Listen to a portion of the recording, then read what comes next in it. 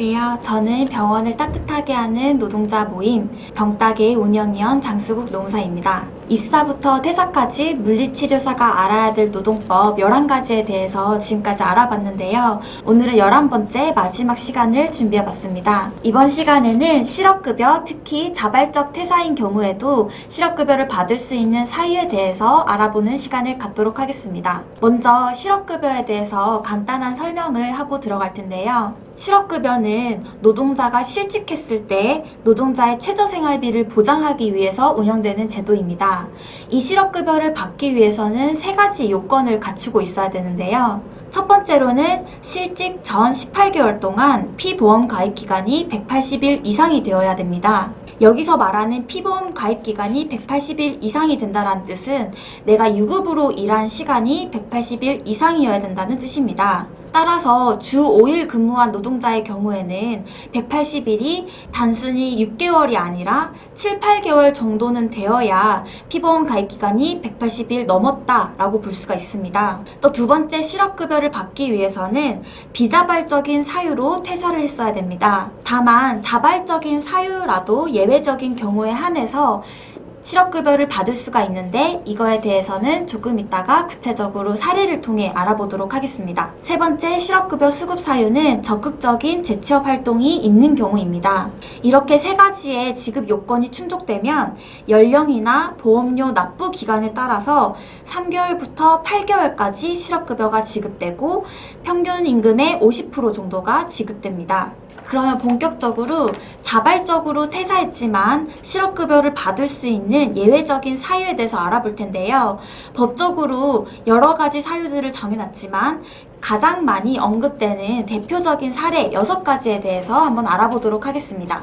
첫 번째로 가장 많이 문제가 되는 사유가 임금체불이나 근로기준법 위반 사항이 발생했을 때입니다. 내가 스스로 회사를 그만두긴 했지만 내가 회사를 그만둔 이유가 이 회사에서 계속 임금체불이 반복되었기 때문이고 그리고 이와 비슷한 근로기준법 위반이 발생했기 때문이다 라는 점이 인정되면 내가 스스로 사직서를 썼더라도 실업급여를 받을 수가 있습니다. 근데 주의해야 될 거는 임금체불이 존재하기만 하면 되는 것이 아니라 이 임금체불이 2개월 이상 30% 이상으로 발생했어야 됩니다. 그리고 최저임금법 위반이라던가 근로기준법 위반 사항이 2개월 이상 발생한 경우에만 적용된다는 점 기억해 두셔야 됩니다. 그리고 두 번째, 자발적 퇴직이지만 실업급여를 받을 수 있는 대표적인 사례는 사업장이 경영이 계속 어려워져서 앞으로는 폐업될 상황이 확실하다 하는 경우입니다.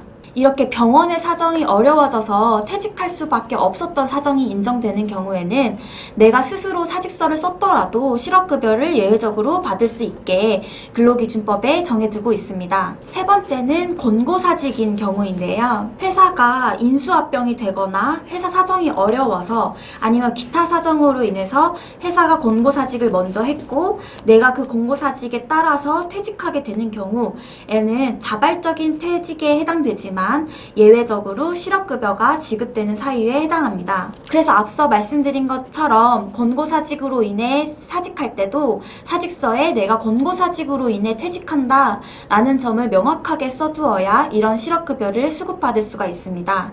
네 번째 사유는 어떤 사유가 발생해서 우리 사업장이 우리 집이랑 너무 멀어져서 출퇴근 시간이 왕복 3시간 이상이 걸리는 경우입니다. 이때 해당될 수 있는 사유는 내가 이사를 함으로써가 아니라 만약에 회사가 이전을 함으로써 내가 원래 출퇴근하던 시간은 1시간밖에 안 됐는데 회사가 이전함으로써 출퇴근 시간이 3시간을 넘게 되었다 라던가 회사에서 나를 전근시켰는데 이 전근으로 인해서 3시간이 넘게 왕복 시간이 소요된다 라고 했을 때는 내가 사직서를 제출하더라도 이런 사정이 인정되면 실업급여를 예외적으로 받을 수가 있습니다. 그리고 5번째 사유로는 내가 몸이 안 좋아서 어떤 질병이 발생해서 그만두는 경우인데요.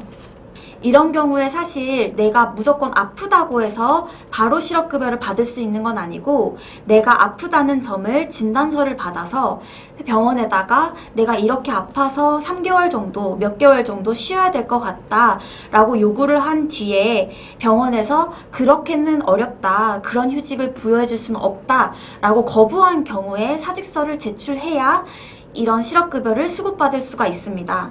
그래서 공단에서는 무조건 아픈 진단서만 있다고 해서 실업급여를 지급하진 않고 진단서를 회사에 제출을 했고 회사에서는 휴직을 거부했거나 다른 곳으로 옮겨주는 것을 거부했다.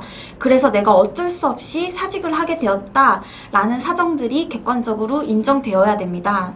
그래서 만약에 내가 아파서 사직서를 내고 싶다라고 했을 때는 무턱대고 사직서를 내지 말고 회사에 한번 휴직 신청을 해보고 거부당한 뒤에 사직서를 제출하여야 실업급여를 받을 수 있다라는 점을 꼭 기억해 두셔야 될 것 같습니다. 6번째는 계약기간이 만료된 경우입니다. 계약기간이 만료돼서 더 이상 이 사업장에서 일을 할 수 없는 경우에는 예외적으로 노동자에게 실업급여를 받을 수 있도록 하고 있습니다. 그런데 만약에 계약기간이 만료되긴 했지만 회사에서 더 일해달라, 1년 더 연장하자 라고 했는데 노동자가 이미 계약기간 만료됐으니까 난 연장하지 않겠다 라고 거부하는 경우가 있는데 이런 경우에는 노동자가 거부로 인해서 근로계약이 종료된 것으로 봐서 실업급여가 지급되지 않습니다.